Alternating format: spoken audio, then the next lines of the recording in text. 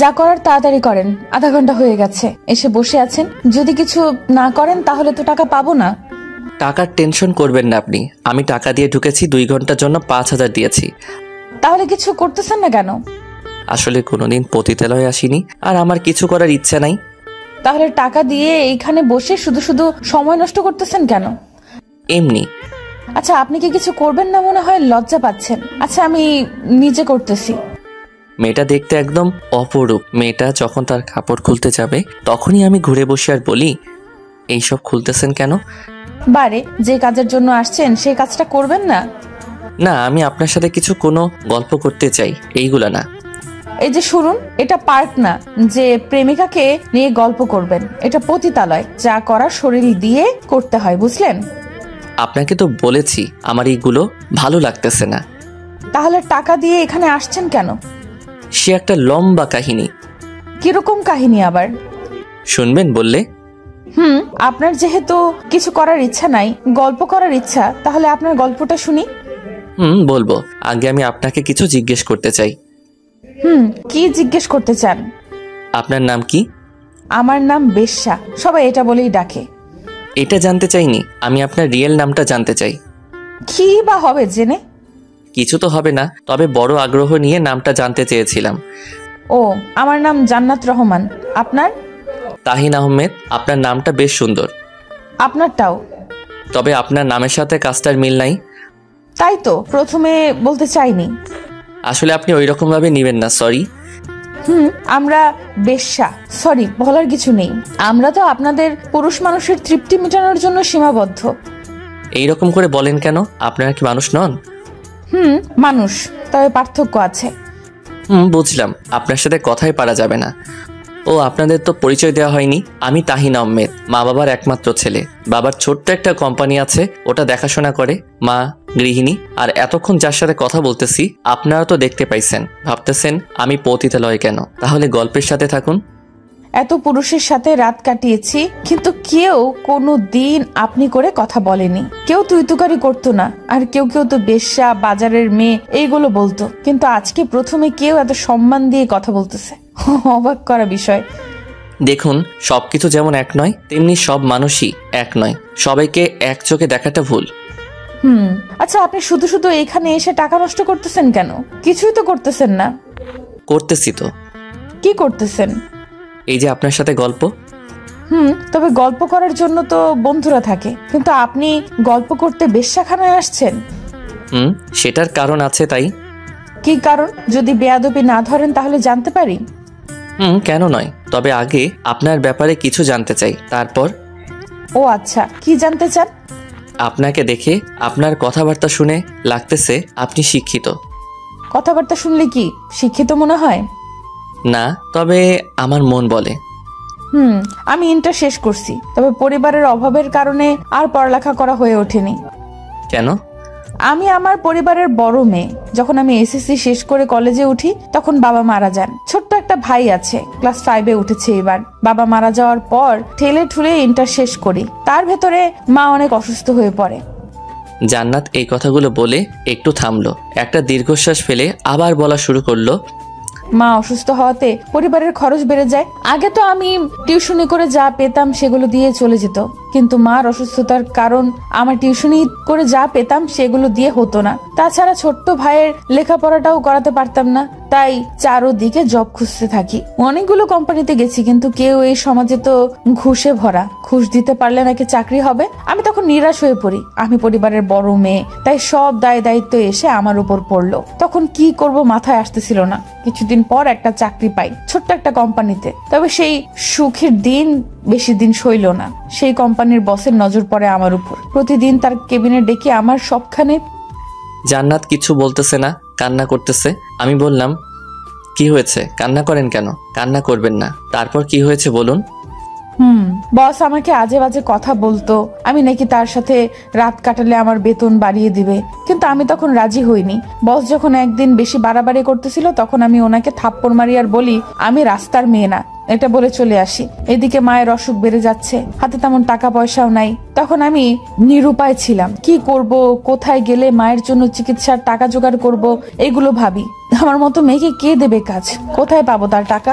এইগুলো ভাবতে ভাবতে সকালে বাহির হয়ে নতুন জব খোঁজার জন্য, কিন্তু আমি ব্যর্থ হই। তবে আবারও সেই কথাগুলো, রাত কাটানো, আমি বাসায় এসে অনেক কান্না করি সেদিন। আর ভেবে দেখলাম এছাড়া আমার কোনো উপায়ও নেই মায়ের চিকিৎসার জন্য, পরিবার চালানোর জন্য।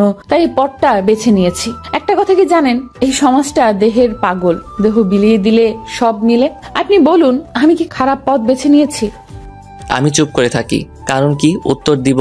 আসলে তো তার কথা ঠিক। আমার চোখ দুই জোড়া ভিজে গেছে। জান্নাতের প্রতি কেমন যেন ভালো লাগা কাজ করতেছে। আমি চুপ থাকায় জান্নাত বলল, কি হলো, চুপ করে আছেন যে? আচ্ছা, আপনার গল্পটা তো বলেননি। শুনুন তাহলে। তখনই দরজায় কে যেন টোকা দিল আর বলল, সময় শেষ। তখন জান্নাত বলল, ইস, আপনার 2 ঘন্টা তো শেষ হয়ে গেছে আমার কথাগুলো বলতে বলতে। আপনার কথাগুলো শেষ হয়নি। সমস্যা নাই, কাল আবার আসবো।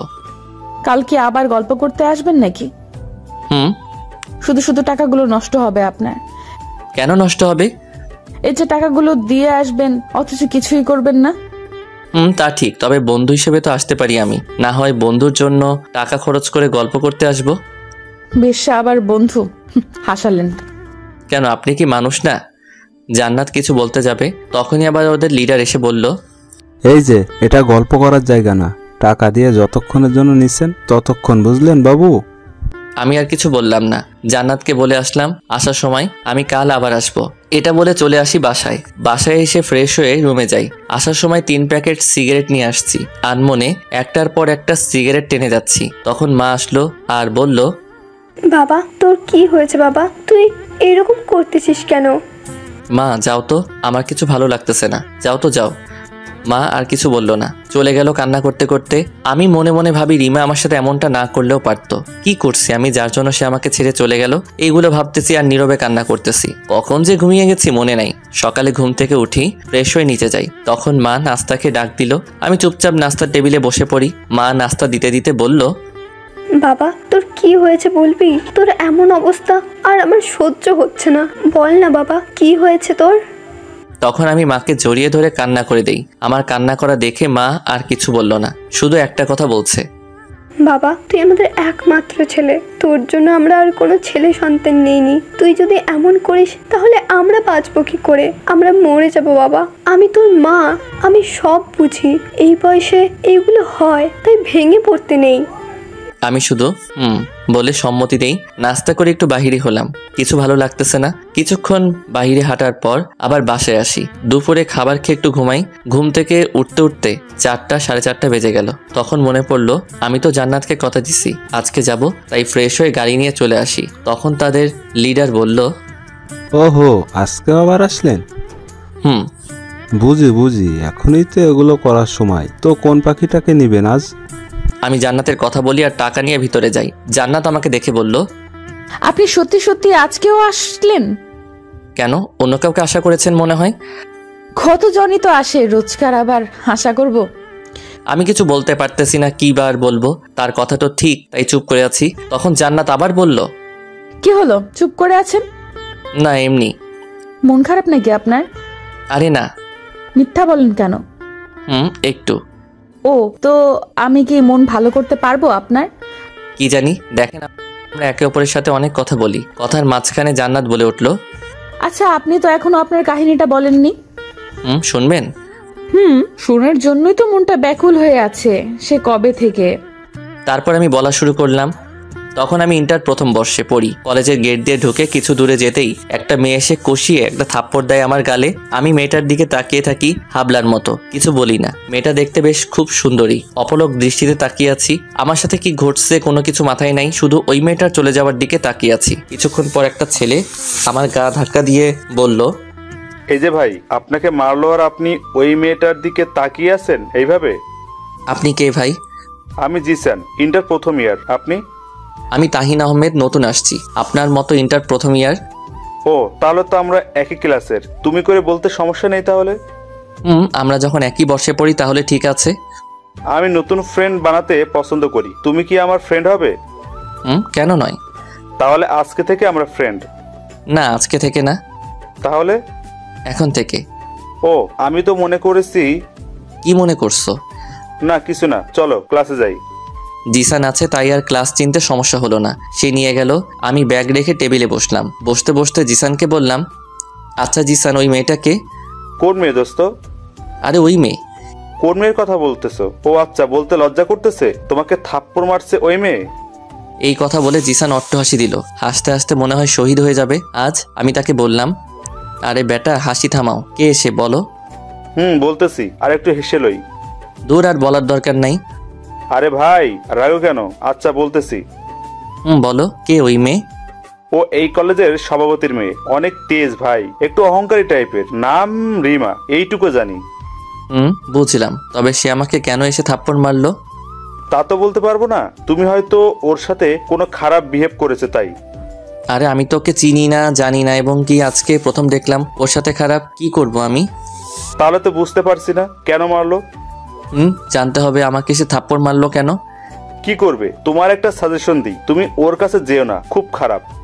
তাতে কি, ও যদি খারাপ হয় তাহলে আমি তার থেকে ডাবল খারাপ হব। কিছুক্ষণ পর ক্লাস শুরু হলো। ক্লাস শেষ করার পরে জিসানের যত বন্ধু আছে সবার সাথে পরিচয় করিয়ে দিছে। পরিচয় পর্ব শেষ করে আমি জিসানকে ডেকে বললাম, জিসান চলো ওই মেয়েটার কাছে যাই। কোন মেয়ে? আরে হাদারাম, ওই সভাপতি মেয়েটার কাছে। ও রিমা? কোন রিমা রে? আরে ওই মেয়েটার নাম রিমা। আগে বলো নাই কেন? তুমি তো নাম জিজ্ঞেস করো নাই তাই। শালা এখনো তো জিজ্ঞেস করি নাই, তবে মেয়েটার যেরকম অপূর্ব তেমনি নামটাও দারুণ। ওহ মামা, প্রেমের রোগে ধরছে নাকি তোমাকে? মামা, মেয়েটাকে খুব ভালো লাগলো, তবে আগে জানতে হবে ও আমাকে থাপ্পড় মারলো কেন। তাহলে চলো।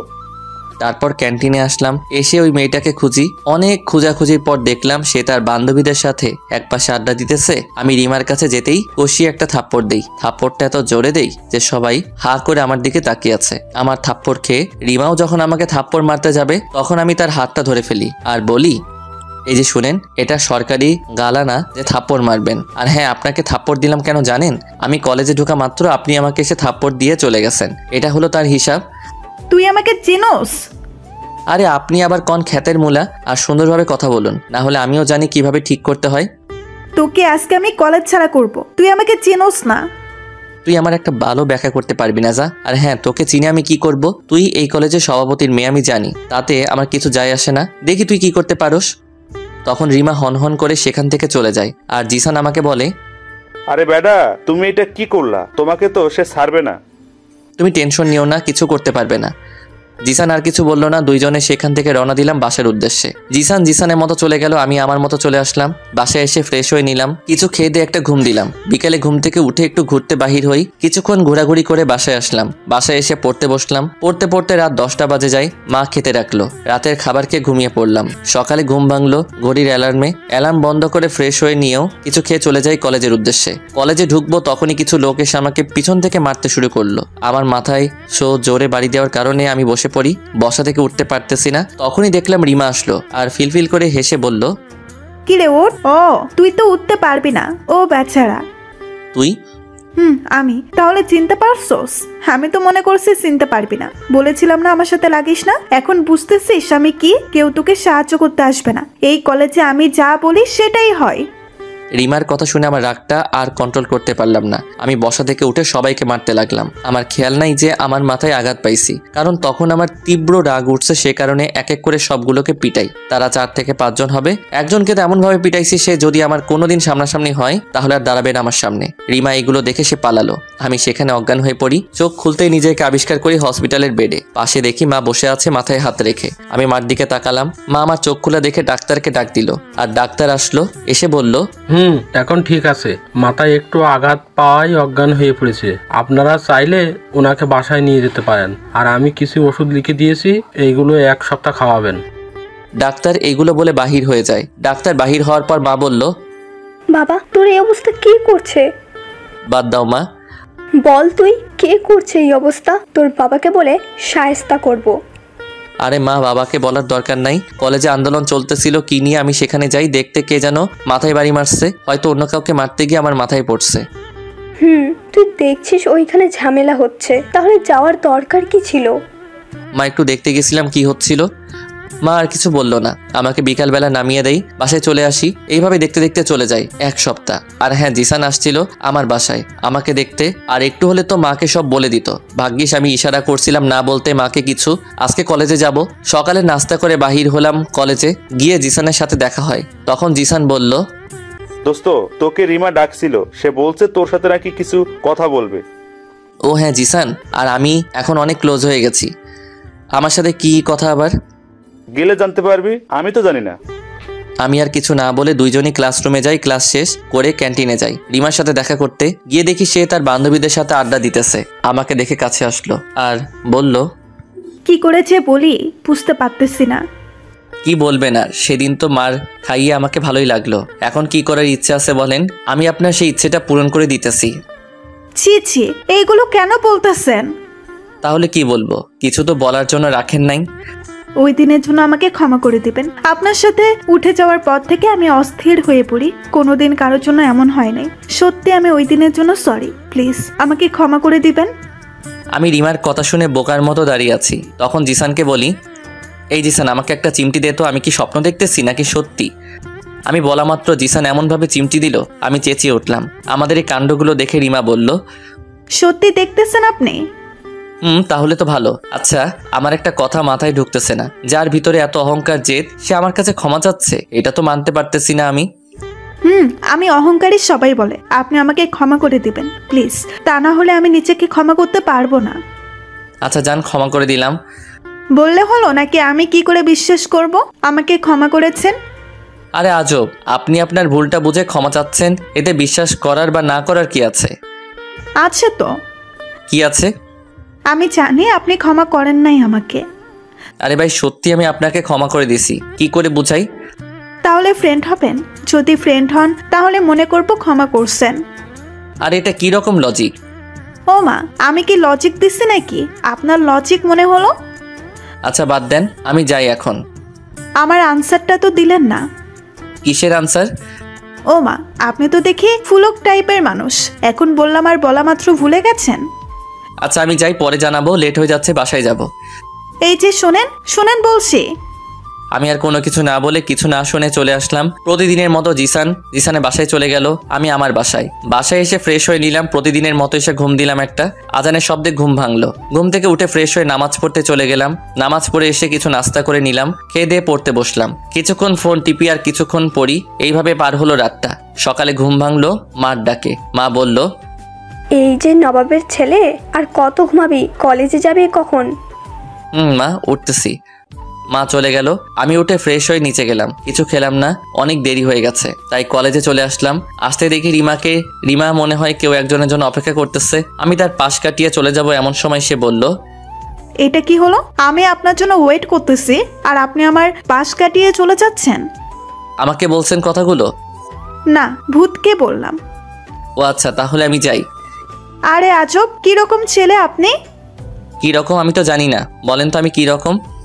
ধ্যাত, ভালো লাগে না। তো আমি কি করব, বসে বসে কাজই খুঁজবো? আপনি তো অনেক ফাজিল। তো না কিছু না। ভালো। আচ্ছা এখানে দাঁড়িয়ে আছে কেন? আপনার জন্য দেরি হলো কেন? আজকে আপনার ঘুম থেকে উঠতে পারি নাই তাই। আচ্ছা আমার জন্য কেন দাঁড়িয়েছিলেন? আপনি তো বলছেন কালকে আনসার দিবেন, তাই এটা শোনার জন্য অপেক্ষায় ছিলাম। ও আচ্ছা আচ্ছা, আমি যদি আনসারটার উত্তর না বলি তখন কি করবেন? আপনি যদি ফ্রেন্ড না হতে চান তাহলে তো আমি জোর করতে পারবো না। গুড। হ্যাঁ এটা ঠিক, আমি অহংকারী, কিন্তু বিশ্বাস করেন আমি চাই আপনার মতো মানুষের সাথে থেকে আমার অহংকারটা দূরে ঠেলতে। আচ্ছা আমি তাহলে যাই। কই যাবেন? উত্তরটাও নিয়ে যান। আপনি তো বললেন হবেন না। ওরে শালার, আমি কখন বললাম এটা? আমি কি বলছি ভেবে দেখেন। জানি আপনি বলবেন, আপনি হয়তো না করবেন। ঠিক, আমি তো বলি নাই যে হব না। জানি হবেনও না, কারণ আমার ভেতরে অহংকারে ভরা। আচ্ছা বাদ দেন তো। আচ্ছা আমি রাজি, আপনার একটু টেস্ট করে দেখতেছিলাম। সত্যি বলতেছেন আপনি আমার ফ্রেন্ড হবেন? এটা শুনে রিমা অনেক পরিমাণ খুশি হলো। এইভাবে কাটতে থাকে দিনগুলো। 3 মাস পর রিমা আমাকে প্রপোজ করে কলেজের সবার সামনে। আমিও রাজি না হয়ে পারলাম না। আমি জানি সে আমাকে ভালোবাসে। দেখতে দেখতে 2টা বছর পার হয়। এর মাঝে রিমাকে আমিও অনেক ভালোবেসে ফেলি, কিন্তু রিমা ইদানিং আমাকে ইগনোর করতে শুরু করছে। আমার এইগুলো ভালো লাগতেছে না। হঠাৎ আমার এক বন্ধু আমার কাছে এসে বলতে লাগলো, দোস্ত, তোর কি রিমার সাথে কিছু হয়েছে? কেন, কি হবে? কিছু তো হয়নি। তাহলে রিমাকে দেখলাম অন্য ছেলের সাথে কোথায় যেন যাচ্ছে। কখন দেখলি? এই তো কিছুক্ষণ আগে একটা হোটেলের ভিতর ঢুকতে দেখেছি। আচ্ছা চল তো দেখি কোন হোটেলে গেছে। আমি আর দেরি না করে চলে আসলাম আমার বন্ধুর দেখানো হোটেলে। তাই আমি গিয়ে সেই হোটেলের ম্যানেজারের সাথে কথা বললাম। ম্যানেজার আমাকে রুম নাম্বারটা বলে দিল। রিমা যে রুমে ঢুকছে, আমি গিয়ে দেখলাম দরজা লক করা, তাই নক করলাম। একটা ছেলে এসে দরজা খুলে দিল। ছেলেটার মনে হয় গায়ে কাপড় নেই, শুধু মুখটা দেখা যাচ্ছে। আমি কোনো কিছু না বলে রুমে প্রবেশ করলাম। প্রবেশ করতে দেখি রিমা আমার মাথায় আকাশ ভেঙে পড়লো। রিমার শরীরে কোনো কাপড় নেই, আমাকে দেখে সে একটা চাদর জড়িয়ে নিল। আমি ভাবতে থাকলাম, যাকে এতটা ভালোবাসি সে এতটা নিচে কেমন করে নামলো? তার যদি এই চাহিদাটা থাকতো তাহলে আমাকে বলতো, আমি তাকে বিয়ে করে তার চাহিদা মিটাতাম। কেন করলো সে আমার সাথে এমন? আমি এগুলো ভাবতেছি আর দুই চোখ দিয়ে অঝোর ধারায় পানি পড়তেছে। তখন রিমা বলল, শোনো, আমাকে ক্ষমা করে দাও। সেটা বলতে আমি তার কাছে গিয়ে তাকে কষে একটা থাপ্পড় দিয়ে আর বলি, তোদের মতো মেয়েদের কারণে আজ ভালোবাসা অপমানিত হচ্ছে। তোদের কারণে হেরে যাচ্ছে হাজারো বিশ্বাস, উঠে যাচ্ছে একজনের প্রতি অন্যজনের মায়া মমতা। কেন করলি তুই? তোকে কি কম ভালোবেসেছিলাম? আমাকে ক্ষমা করে দাও প্লিজ। তোকে যদি ক্ষমা করি তাহলে আমাকে ক্ষমা করবে না তারা যারা হেরে গেছে তোদের মতো ছলনাময়ীর কাছে। তুই কোন মুখে ক্ষমা চাচ্ছিস? তুই তো বেশ্যাদের থেকে খারাপ, আর বেশ্যারা তো না চাইতে করে টাকার জন্য এইসব। তুই কেন করলি? আরে তোর চাইছে বেশ্যারা অনেক ভালো। আসলে কথায় আছে, কুকুরের পেটে যেমন ঘি হজম হয় না, ঠিক তুইও তেমন। আমি এগুলো বলে আর দাঁড়ালাম না, সেখানে সোজা বাসায় চলে আসলাম। অনেক কান্না করতে লাগলাম। কান্না করতে করতে বলি, কেন সে এমন করলো আমার সাথে? তার পরের দিন ভাবলাম, কি এমন সুখ আছে আমি তাকে দিতে পারলাম না। তাই তার পরের দিন ঠিক করি পতিতালয়ে আসবো। আর কি আর, গুলো তো সব আপনি জানেন। আমি খেয়াল করলাম জান্নাতের চোখে পানি টলমল করতেছে, কিন্তু কান্না করতে পারতেছে না। আমি বললাম, শুনলেন তো আমার কাহিনী? আসলে আমরা যাকে বেশি ভালোবাসি সে আমাদেরকে বেশি কষ্ট দেয়, না চাইতেও। একটা কথা কি জানেন, বিধাতা হয়তো আপনার জন্য ভালো কিছু রাখছে, তাই ভুল মানুষের কাছ থেকে সরিয়ে নিছে আপনাকে। হয়তো, তবে সে আমার জীবনের দ্বিতীয় নারী ছিল। আমার মায়ের পর তাকে নিয়ে বোনা ছিল হাজারো স্বপ্ন। সেই স্বপ্নগুলো কাছের গ্লাসের মতো ভেঙে যেতে দেরি করলো না। যা হয়েছে ভুলে গিয়ে নতুন করে স্বপ্ন সাজান। আপনি অনেক ভালো মনের মানুষ, আপনার সাথে ভালো কিছু হবে ইনশাল্লাহ। আমি কিছু বললাম না, ওর কথাগুলো শুনতেছি। এত সুন্দর করে কথা বলে সে যদি জান্নাতের মতো কেউ একজন আমার জীবনে থাকতো, এইগুলো ভাবতেছি। তখন জান্নাত বলল, কি হলো? কি ভাবে না তো? না কিছু না। আচ্ছা আমি আপনাকে নাম ধরে ডাকতে পারি? এতদিন পর বলতেছেন নাম ধরে ডাকবেন কি না? হাসালেন। এখানে হাসির কি আছে শুনি? এই যে আপনি বললেন নাম ধরে ডাকতে পারি। তো কি হয়েছে? তাই হাসি পাইছে। আজব, হাসি পাওয়ার কি আছে? আপনার থেকে অনুমতি নিতেছি। শুনুন, আমরা বেশ্যা, আমাদের কাছ থেকে অনুমতি নিতে হয় না। যার যেরকম ইচ্ছা সে সেরকম ডাকে, আপনিও ডাকতে পারেন। আচ্ছা আপনাকে তো বলছি, আর আপনি জানেন আমি কেন, তবুও কেন এটা বলেন? আপনি এই কামে আসছেন কারণ আপনার পরিবারের সমস্যার কারণে। যদি কেউ এটা বিচার বিবেচনা করে তাহলে আপনাকে কেউ দোষী করতে পারবে না। হতে পারে। আর কোনোদিন এই কথা বলবেন না। আমি এই কথা বলতে জিব্বায় কামড় খেলাম একটা। আমার থেমে যাওয়া দেখে জান্নাত বলল, কি হলো, থামলেন কেন? বলেন আপনি কি? না কিছু না। আচ্ছা আপনার সাথে কিছু কথা ছিল। বলেন কি কথা? আমি চাই আপনি। আর কিছু বলতে পারলাম না, দরজায় টোকা পড়লো। বুঝলাম আমার সময় শেষ। আমি জান্নাতকে বললাম আসার সময়, আচ্ছা আজকে যাই, কালকে আসবো, সব কিছু বলবো। আপনার অপেক্ষায় থাকবো। আমি চলে আসলাম বাসায়। বাসায় এসে সেই প্রতিদিনের মতো খাটে হেলান দিয়ে সিগারেট ধরালাম। তখনই জান্নাতের মায়া ভরা চেহারাটা ভেসে উঠল। আমি আর সিগারেট টান দিলাম না, ফেলে দিলাম। শুয়ে আছি আর ভাবতেছি, আচ্ছা আমি কি জান্নাতকে পছন্দ করতে শুরু করছি? মেয়েটার প্রতি এত মায়া লাগতেছে। আচ্ছা তাহলে আমি কি তাকে ভালোবাসতে শুরু করতেছি? মেয়েটার তো কোনো দোষ নাই, সে তো নিষ্পাপ, সে আমার কাছে পবিত্র। সে তো নিজ ইচ্ছায় এইগুলো করতেছে না, খারাপ সময়ের কারণে করতে বাধ্য হয়েছে। আচ্ছা আমি কাল যাব, দেখি তাকে বলে দেখব সে কি বলে। সে যদি আমার কথায় রাজি হয় তাহলে ভালো হবে। এইগুলো ভাবতে ভাবতে কখন যে ঘুমিয়ে পড়ছি মনে নাই। ঘুম থেকে উঠলাম সকাল 9টায়। ফ্রেশ হয়ে নিচে এসে নাস্তা করে নিলাম। আর ভাবতেছি আজকে বাবার অফিসে যাব, সেখানে কিছু সময় কাটিয়ে জান্নাতের কাছে যাব। চলে আসলাম বাবার অফিসে। আমাকে সবাই দেখে সালাম দিতে লাগলো। আমি বাবার কেবিনে গেলাম। বাবা আমাকে দেখে বলল, আজ কোন দিক থেকে সূর্য উঠলো? কেন কি হয়েছে? সূর্য তো প্রতিদিনে যেই দিকে উঠে সেই দিকেই উঠছে। তবে তোর সূর্যটা আজ কোন দিক থেকে উঠলো রে বাবা? বাবা বাদ দাও তো এইগুলা। যে ছেলেকে আমি নিজে বলে আনতে পারি না আমার অফিসে, সে আজ নিজে আসলো, এটা তো বলার কথা। আচ্ছা তাহলে চলে যাচ্ছি। আরে কই যাস? আরে এত রাগ করস কেন? আচ্ছা কি জন্য আসছস বল। না এমনি আসলাম ঘুরতে। এত না ঘুরে নিজে তো চালাতে পারিস। না তোমার অফিস তুমি চালাও। দেখ বাবা, আমি তো আর ছোট হচ্ছি না, বুড়ো হচ্ছি, তাই তোকে সব দায়িত্ব দিয়ে আমি রেস্ট নিতে চাই, আর তোর জন্য একটা সুন্দর বউ আনতে চাই। রাখবি আমার কথাগুলো বাবা? তবে একটা কথা। বল কি কথা? আমি চাই আরো কয়েকদিন পর দায়িত্বটা নিতে, এখন না, সময় হলে আমি বলবো। ঠিক আছে, তোর সময় লাগলে সময় নে, তবে একটু তাড়াতাড়ি। আমি সবকিছু তোর হাতে তুলে দিতে চাই। তুই আমার বংশের একমাত্র আলো। আশা করি তুই আমার কোম্পানিটা অনেক উঁচুতে নিয়ে যাবি। আচ্ছা এখন যাই। সেখানে কিছুক্ষণ সময় কাটিয়ে বাসায় আসি। বাসায় এসে সোজা মার কাছে যাই, গিয়ে বলি, মা একটা কথা বলতাম। বল। আমি একটা মেয়েকে বাসায় আনতে চাই, যদি তুমি অনুমতি দাও। কি রে, তোর মতলবটা কি? বিয়ে টিয়ে করবি নাকি আমাকে বল, আমি আর তোর বাবা গিয়ে বিয়ের পাকা কথা বলে আসি। আরে মা তেমন কিছু না। তাহলে? তারপর মাকে সবকিছু খুলে বললাম জান্নাতের বিষয়ে। মা সবটা শুনে বলল, বাবা, আমি একটা মেয়ে মানুষ, আমি বুঝি কি পরিমাণ কষ্ট পাচ্ছে মেয়েটা। তুই যত তাড়াতাড়ি পারিস নিয়ে আয়। তারপর কিছুটা সময় বাসায় পার করে বিকালে চলে গেলাম জান্নাতের কাছে। জান্নাত আমাকে দেখে বলল, আপনি আসছেন? শুনুন, আমি কিছু কথা বলবো, মন দিয়ে শুনুন। কি কথা বলেন? আমি বলা শুরু করলাম, আমি চাই আপনাকে এইখান থেকে নিয়ে যেতে। আমি আমার মাকে আপনার কথা বলছি, মা আপনাকে নিয়ে যেতে বলছে। আপনাকে মুক্ত করতে চাই এই কলঙ্ক অভিশাপ থেকে। আমার কথা শুনে জান্নাত বলল, শুনেন, কলঙ্ক যখন লেগে গেছে সেটা আর তোলা তো যাবে না। কথায় আছে, কয়লা ধুইলে নাকি ময়লা যায় না। আমিও সেরকম। কেন নিজেকে এইভাবে রাখছেন? প্লিজ আমার কথাটা শুনুন। আমি চাই না কারো করুণায় বাঁচতে। আজ হয়তো করুণা হচ্ছে আমার জন্য, কালকে ঠিকই আঙুল দিয়ে দেখিয়ে দিবেন। আপনি আমার কথা বুঝতেছেন না কেন? আমি আপনার সব দায়িত্ব নিব, আপনার পরিবারের। আর আপনি যদি চান আমার অফিসে চাকরি করতে পারবেন। এটা কোনো করুণা না, আপনার যোগ্যতা দিয়ে আপনি চাকরি করবেন। কি করব চাকরি করে? আর এটা ভালো আছি, তাছাড়া তো নিজের সবটুকু বিলিয়ে দিছি। কি বা আছে আমার? সমাজের কাছে আমি এখন একটা বেশ্যা, খারাপ মেয়ে। আপনি হয়তো বলবেন না, কিন্তু অন্যরা ঠিকই বলবে।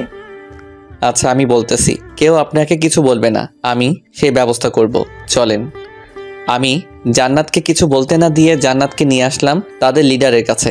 আর আমি লিডারকে বলি, আমি ওকে নিয়ে যাব। এটা কেমন কথা? বললে হলো? এমনি এমনি তো দেবো না, আমি ওকে টাকা দিয়ে কিনছি, নিয়ে যেতে হলে টাকা দিয়ে নিয়ে যান। দিব। আমি ওকে একেবারের জন্য নিয়ে যাব। কত টাকা লাগবে? আরে বাহ বাহ, এই সেমলি সাহেবরে কি দেখাইছস? তোরে একেবারে নিয়ে যেতে চাচ্ছে। আচ্ছা সাহেব, একেবারে যখন নিয়ে যাবেন তাহলে আমাকে 35,000 দিতে হবে, তাহলে নিয়ে যান। এই নেন 40,000-এর চেক, 5,000 বাড়িয়ে দিলাম। আমি জান্নাতকে নিয়ে যাই একটা ওয়াশরুমে, আর একটা ব্যাগ দিয়ে বলি, এই নিন। কি এই ব্যাগে? এই ব্যাগে বোরকা আছে, এটা পরে নিন গিয়ে। আমি এখানে দাঁড়াচ্ছি। জান্নাত ভিতরে চলে গেল, আমি বাহিরে দাঁড়িয়ে আছি। কিছুক্ষণ বাহির হলো বোরকাটা পরে। আমি বলি, পরছেন? বাহ, ভালো লাগতেছে। ধন্যবাদ। কেউ আর কাউকে কিছু বলি নাই। জান্নাতকে গাড়িতে উঠিয়ে নিয়ে চলে আসি বাসায়। বাসায় আসতেই মা বলল, কি রে, আসলেই? আমি তোদের জন্য অপেক্ষা করতেছিলাম। মা ভিতরে ঢুকাবে নাকি বাহিরে দাঁড় করিয়ে রাখবে? ভিতরে আয়। তারপর আমি জান্নাতকে নিয়ে বাসার ভিতর ঢুকলাম। জান্নাত আমার পিছনে বাসায় ঢুকে জান্নাত বাসার সবখানে দেখতে লাগলো, আর আমাকে বলল পিস পিস করে, আচ্ছা, এটা কি আপনাদের বাসা? কেন, কি মনে হয়? না, এত বড় বাসায় বেশি মানুষও দেখতে পারছি না, তাই বললাম। ও আচ্ছা, কেউ থাকে না। আমি, আম্মু, আব্বু আর একটা চাচা আছে। মোট আমরা 4 জন থাকি। কি বলেন? এত বড় বাসায় মাত্র 4 জন থাকেন? এখন থেকে আপনি সহ 5 জন হয়েছে। আমাদেরকে পিস পিস করে কথা বলায় দেখে মা বলল, কি রে, তোরা কি বলিস? আমাকেও একটু বল, আমিও শুনি। না মা, তেমন কিছু না। আরে বল।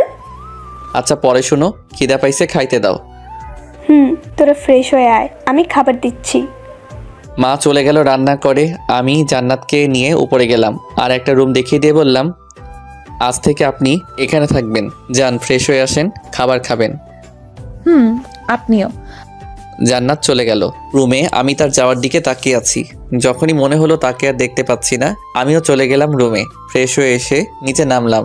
এসে দেখি জান্নাত আমার আগে থেকে চলে আসছে আর মাকে সাহায্য করতেছে। আমি এটা দেখে বললাম, মা তুমি ওনাকে কেন আনতে দিতেছো? আজকে মাত্র আসছে বাসায়। আমার কথা শুনে জান্নাত বলল, আরে আন্টি বারণ করেছিল, আমি জোর করে করেছি। বসেন আপনি। আরে আপনি তো এইমাত্র আসলেন বাসায়, কাজ কেন করতেছেন? তখনই মা বলে উঠল, এই শোন, আমার এমন একটা বৌমা চাই। মা তুমিও? মার কথা শুনে জান্নাত একটু লজ্জা পেল। না বললেও ওর মুখ দেখে বোঝা যাচ্ছে। খাবার টেবিলে সাজানো হয়েছে, তারপর সবাই মিলে খেয়ে নিলাম। খেয়ে রুমে চলে গেলাম। 10-15 মিনিট পর দেখলাম জান্নাত আমার রুমে আসলো আর দরজার কাছে দাঁড়িয়ে বলল, ভেতরে কি আসতে পারি? আরে আসেন, অনুমতি নেওয়ার কি আছে?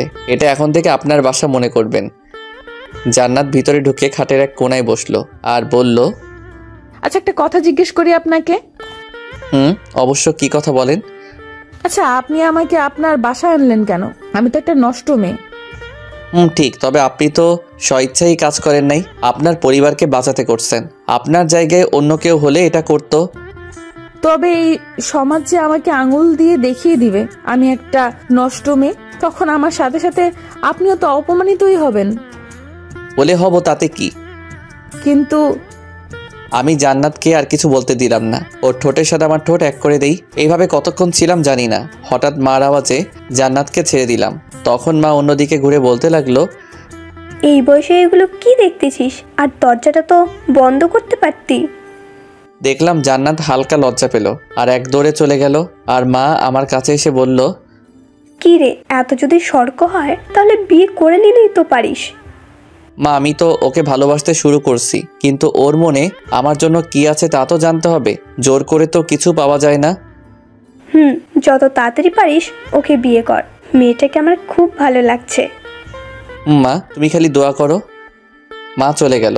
আমি শুয়ে পড়ছি আর ভাবতেছি, আচ্ছা জান্নাতকে তো আমি ভালোবেসে ফেলছি, কিন্তু সে কি আমাকে ভালোবাসবে? এইসব ভাবতে ভাবতে ঘুমিয়ে পড়ি। আর ওইদিকে জান্নাত ভাবতে লাগলো, আমি কি ওনাকে ভালোবাসতে শুরু করেছি? আমি ওনাকে আটকাতে চাইতেও কেন আটকাতে পারি না? না না, এটা হয় না।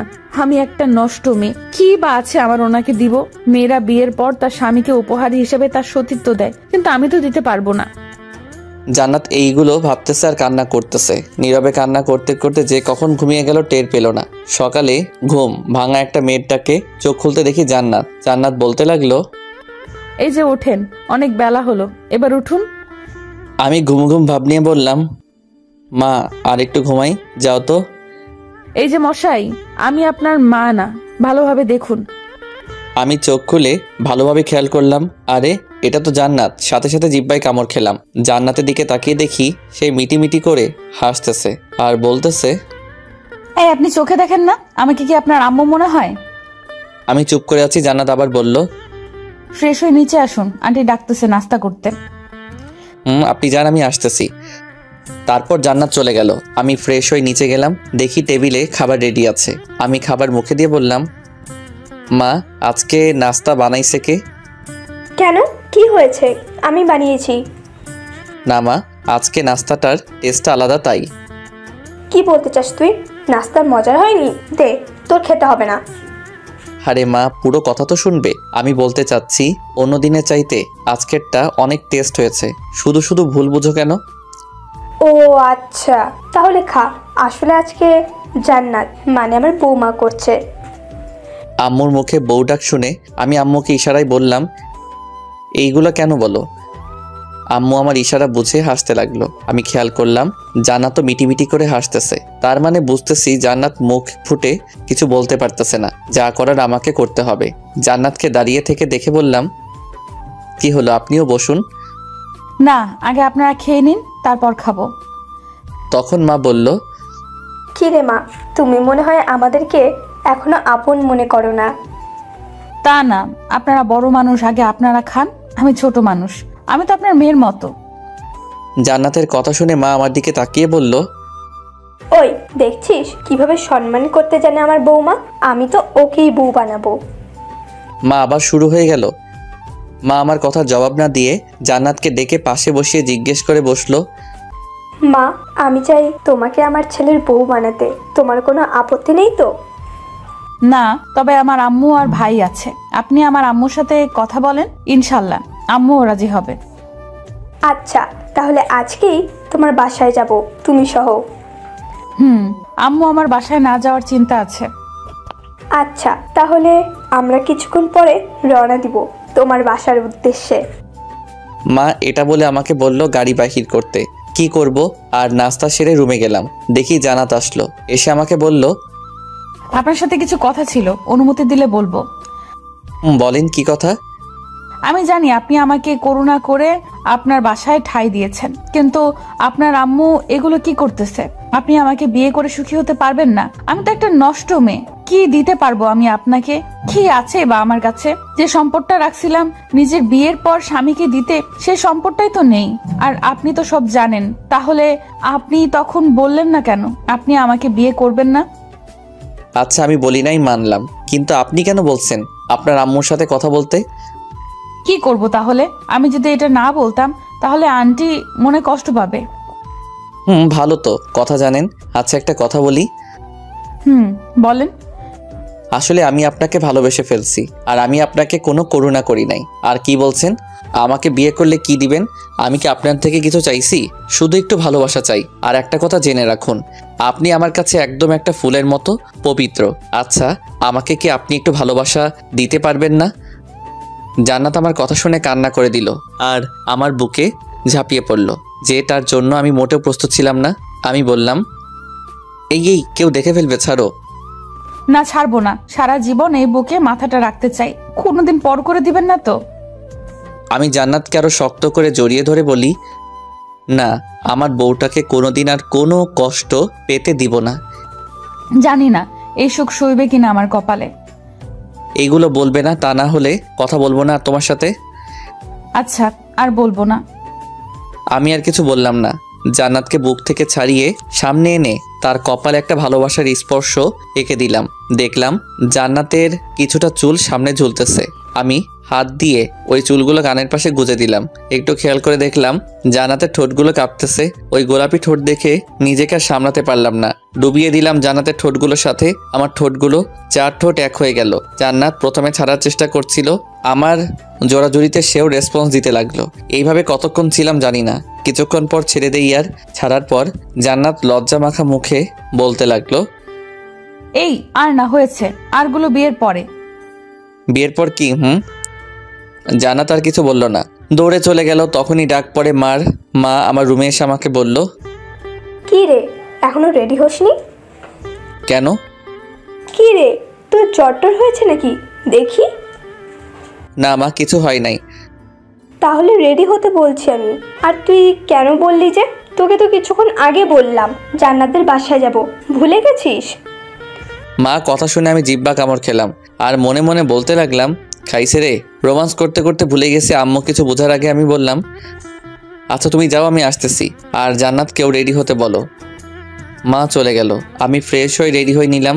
আমার পরানো একটা নেভি ব্লু শার্ট আর একটা কালো প্যান্ট। মাথা চুলগুলো একটু স্পিক করে দিলাম, চোখে সানগ্লাস। আমি আয়নার সামনে দাঁড়িয়ে চুলগুলো ঠিক করতেছি। তখনই গ্লাসে খেয়াল করলাম জান্নাত আসছে। আমি জান্নাতকে দেখে পিছনে ঘুরি আর বলি, কেমন লাগতেছে গো? পেঁচার মতো লাগতেছে। ও আচ্ছা, এই পেঁচা তো আপনারই গলায় ঝুলবে ম্যাডাম। বইয়ে গেছে। বিয়েটা হতে দাও, বাসর ঘরে বোঝাবো এই পেঁচাটা কি করতে পারে। আসছে, দেখা যাবে। তাছাড়া আমি তো আমার বাসর ঘরে কোনো পেঁচা ঢুকতে দিব না। দেখবো নে কেমন করে ঢুকতে না দাও। দেখা যাবে। আচ্ছা চলেন, মা ডাকতে পাঠিয়েছে আমাকে, দেরি হলে বকা দিবে। চলো যাওয়া যাক। তারপর জান্নাতকে নিয়ে নিচে আসি। আসতেই মা বলল, কি রে, এতক্ষণ লাগে আসতে? মা রেডি হতে তো সময় লাগবে, শ্বশুর বাড়ি যাচ্ছি, একটু বোঝো না। হয়েছে, চল এখন। তারপর রওনা দিলাম জান্নাতদের বাড়ির উদ্দেশ্যে। কিছুক্ষণ পর পৌঁছে গেলাম জান্নাতদের বাসায়। জান্নাত গাড়ি থেকে নেমে সামনে হাঁটতেছে, আমরা পিছনে। জান্নাত ঘরে ঢুকলো। তখনই জান্নাতের মা জান্নাতকে দেখে বলে উঠল, কিরে মা, কই ছিলি? তোর জন্য অনেক চিন্তা হচ্ছিল। আর মা, ওনারা কারা? তখন জান্নাত আমাদেরকে ডেকে কাছে নিয়ে গিয়ে ওর মাকে বলল, মা, আমি ওনাদের বাসায় ছিলাম। উনি হচ্ছেন তাহিন আর ওনার মা। আমি সালাম দিলাম আর আমাদেরকে বসতে বলে আমি ঘরের চারিপাশে চোখ ঘুরিয়ে দেখতে লাগলাম। একটা খাট আছে আর ঘরটা তেমন বড় না আমাদের মতো। আমরা গিয়ে খাটে বসলাম। তখন মা বলল, মানে আমার মা জান্নাতের মাকে বলল, আপনি আমার বোনের মতো, আমরা আপনার কাছে একটা আশা নিয়ে একটা জিনিস চাইতে আসছি। বলেন না কি জিনিস? আর তাছাড়া এই গরিবের ঘরে কি বা আছে আপনাদের দেবার? আছে বলেই আসছি বোন, অনেক মূল্যবান জিনিস সেটা। আমাদের ঘরে এমন কোন জিনিস মূল্যবান আছে আমি তো জানি না, একটু খুলে বলবেন? আপনি যেহেতু অনুমতি দিয়েছেন তাহলে বলতে পারি। আপনার ঘরের চাঁদটাকে আমার ছেলের বউ করে আমার ঘরে তুলতে চাই। এটা তো খুশির খবর। তবে বোন, আমার তো দেওয়ার মতো কোনো কিছু নাই। আমাদের কিচ্ছু লাগবে না, আল্লাহর রহমতে আমাদের কোনো কিছুর অভাব নেই। শুধু আপনার চাঁদের টুকরো মেয়েটাকে আমার মেয়ে করতে চাই। আপনি কি দিতে রাজি আছেন? আমি আর কি বলবো, ওরা দুজন যদি রাজি থাকে তাহলে তো আলহামদুলিল্লাহ। ওরা রাজি আছে আর ওরা একে অপরকে ভালোবাসে। আলহামদুলিল্লাহ। আচ্ছা, বিয়ের ডেটটা পরশুদিন দিলে কেমন হয়? আপনার যা ভালো মনে হয়। ওনারা কথা বলতেছে, আলহামদুলিল্লাহ আমার বিয়ে ঠিক হয়ে গেল। এই যে পাঠক পাঠিকারা, উপহার ছাড়া কেউ বিয়ের দাওয়াত খেতে আসবেন না। কম করে হলেও আমাদের ভবিষ্যৎ ছেলেমেয়ের জন্য একটা করে খেলা নিয়ে আসবেন। মজা করলাম একটু। ওইদিকে দেখি লজ্জায় জান্নাতের মুখ টমেটোর মতো লাল হয়ে গেল। আমি জান্নাতের কাছে গেলাম আর কানে কানে বললাম, এই যে মিস, ও না, এখন থেকে তো মিসেস হয়ে গেছেন। বলেন। তাহলে বাসর রাতে তো খুব জমবে। আমার বলছি লজ্জা লাগে না? এখন যা লজ্জা পাওয়ার পেয়ে নাও, তোমার সব লজ্জা ওই রাতে ভাঙাবো। আমি আর কিছু বললাম না, আবার এসে খাটে বসি আর শাশুড়িকে বলি, আন্টি আমার একটা আবদার, আশা করি রাখবেন। বাবা বলো।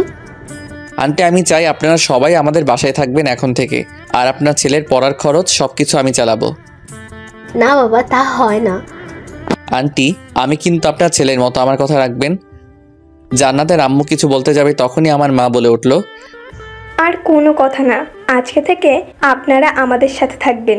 তাছাড়া আমারও তো গল্প করার জন্য একজন সঙ্গী চাই। আপনি থাকলে তো আরও ভালো, দুই বোন মিলে সারা দিন গল্প করব। আর কিছু বলল না, রাজি হয়ে গেল।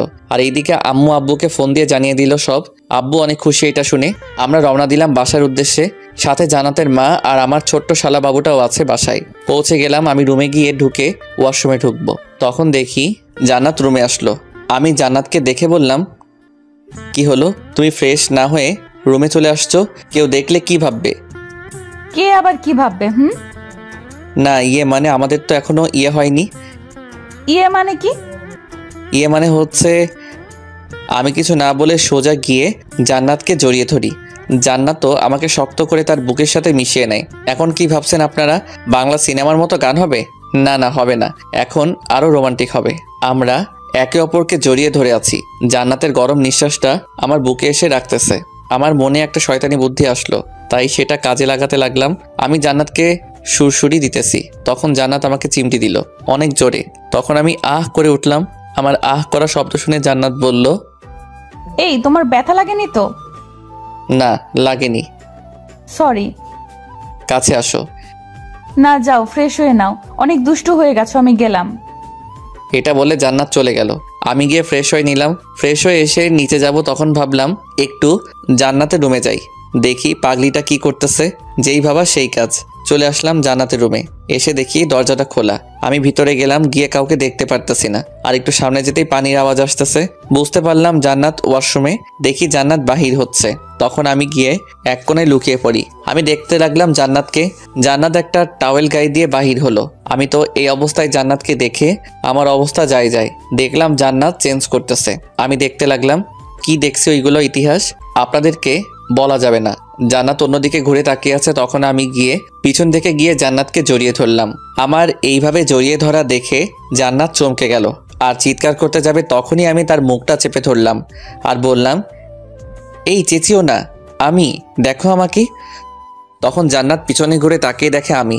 আমাকে দেখে আমার বুকে কিল ঘুষি মারতে লাগলো। আমি তাকে টান মেরে বুকের সাথে মিশিয়ে নিলাম আর বললাম, এই পাগলি, ভয় কেন পাও? এইভাবে কেউ আছে? অনেক ভয় পাইছি, কে না কে ভেবে। আচ্ছা, আর ভয় নাই, আমি তো আছি। তোমার জায়গায় যদি অন্য কেউ হতো তাহলে আমার কি হতো? সেটা তখন দেখা যেত, তবে আমার এই পাগলিটার দিকে যে চোখ তুলে থাকবে তার চোখ উঠিয়ে নিব। এইভাবে ভালোবাসবে তো সারা জীবন, যত বড়ই সমস্যা হোক না কেন। আমাকে পর করে দিও না। পাগলি। দুইজন দুইজনের বুকের সাথে লেপ্টে আছি। কিছুক্ষণ নীরবতা বহন করলো আমাদের মাঝে। আমি জান্নাতকে বললাম, তোমার কোমরের নিচে যে তিলটা আছে ওইটা অনেক সুন্দর গো।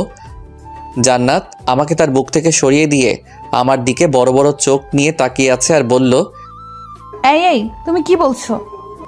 কেন, কানে কি কম শোনো? তার মানে তুমি? জান্নাত গালে হাত দিয়ে লাগলো। আমি বললাম, কি হলো বলো? কিছু না। আরে বিয়ের পর তো সবকিছু আমার, তখন তো সব দেখবো, এটা না হয় আগে দেখে নিলাম। তাই বলে এইভাবে লুকিয়ে লুকিয়ে? শয়তান একটা। এই শয়তান দেখবো অনেক শয়তানি করবে। কি শয়তানি করবে? যখন করবে তখন দেখবে।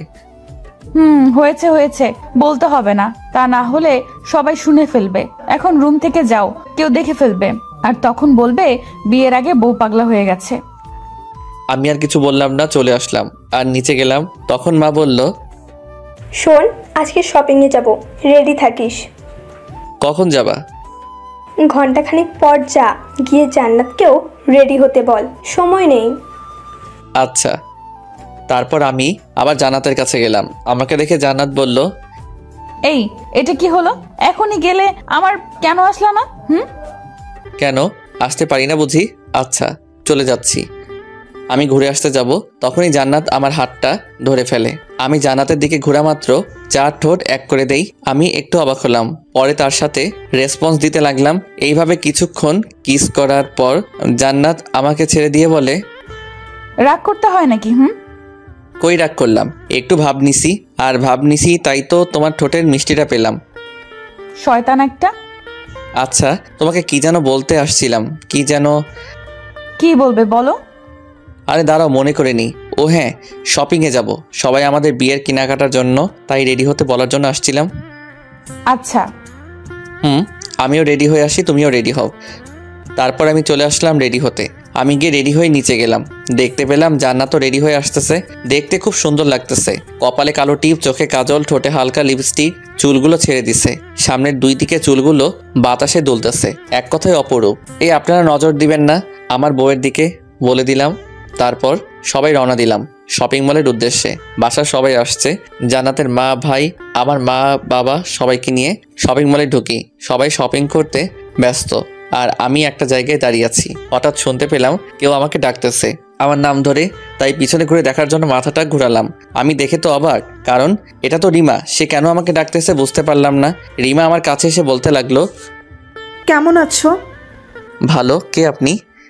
কি বলতেছো এসব তুমি? কি বলতেছি কানে যায় না আপনার? এইভাবে কেন কথা বলতেছো? কিভাবে কথা বলতেছি? তুমি আগের মতো নাই, অনেক পাল্টে গেছো, কেমন জানি হয়ে গেছো। আমি যেমন আছি তেমনই ভালো আছি। দেখতে তো পাচ্ছি। দেখলে জিজ্ঞাসা করতেছেন কেন আবার?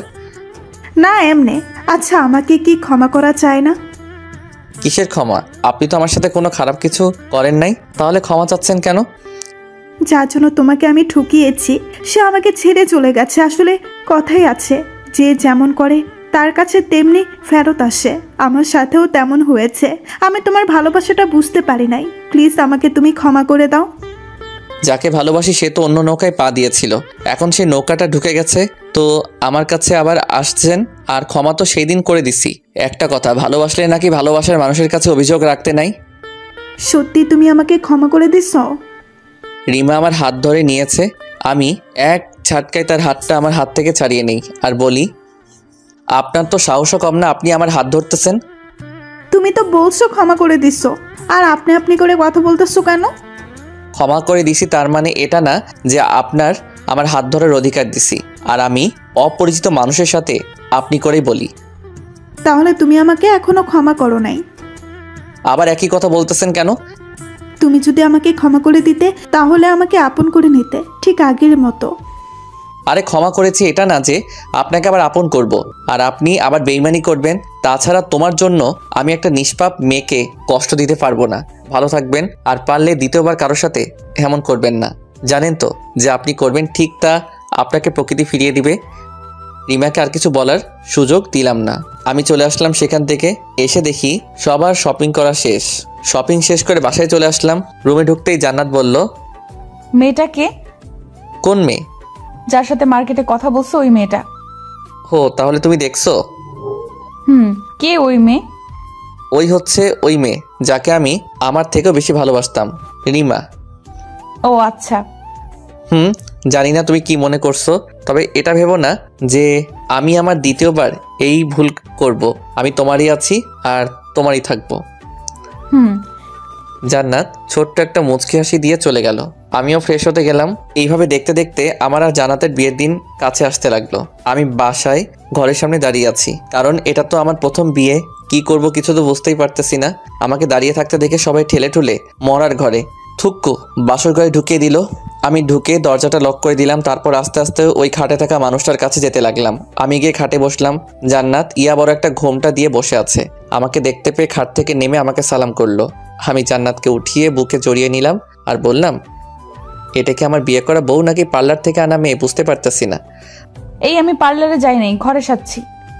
আসলে জান্নাত দেখতে অনেক সুন্দরী, ওকে রাগানোর জন্য এটা বললাম। আমি জান্নাতকে খাটে বসালাম, তারপর বললাম, আচ্ছা এখন কি করব? আমি জানি না। লজ্জা মাখা মুখে কথাটা বলল। আচ্ছা তাহলে ঘুমিয়ে পড়ি।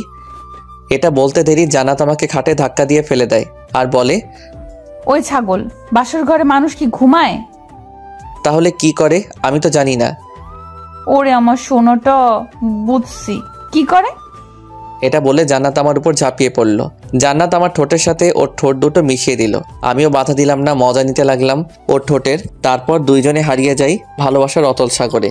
ওইগুলো ইতিহাস, থাক, বলা যাবে না। আর যদি আপনারা জানতে চান তাহলে বিয়ে করে নেন, তাহলে জানবেন। 3 বছর পর আমি অফিস করে বাসায় আসলাম। তখনই তাসফিয়া বলল, পাপা পাপা আমার চকলেট তো। এই তো আম্মু তোমার চকলেট, এই নাও। তখন জান্নাত বলল, আরো বেশি করে চকলেট খাওয়াও, যাতে করে আমার মেয়েটার দাঁত নষ্ট হয়। আরে ও এখনো ছোট, বড় হলে সব ঠিক হয়ে যাবে। এটা বললে আমি রুমে গেলাম ফ্রেশ হতে। ও তাসফিয়ার কথা তো বলা হয়নি আপনাদের। চলুন ফ্রেশ হওয়ার ফাঁকে ওর পরিচয় দিয়ে দেই। তাসফিয়া হচ্ছে আমার মেয়ে, একটু একটু কথা বলতে জানে, দেখতে একদম ওর মার মতো হয়েছে। আর আমি বাবার কোম্পানি সামলাই এখন। বাবা আর কোম্পানিতে যাই নাই, এখন সব দায়িত্ব আমাকে দিয়ে দিছে। আমি ফ্রেশ হয়ে বাহির হলাম, শুনতে পেলাম জান্নাত ডাকতেছে খাবার খেতে। তাই খাবার খেতে গেলাম। খাবার খেয়ে আমি আর আমার মেয়েকে রুমে নিয়ে আসি। জান্নাতও আসবে। সব কাজ শেষ করে আমি আমার মেয়ের সাথে দুষ্টামি করতেছি, তখন দেখলাম জান্নাত আসলো। এসে বলল, বাপ বেটি মিলে কি কথা বলতেছে? আমার মেয়ে বলতেছে ওর নাকি একটা ভাই লাগবে। এই তোমার কি লজ্জা শরম নেই? মেয়ের সামনে এগুলো বলতেছো?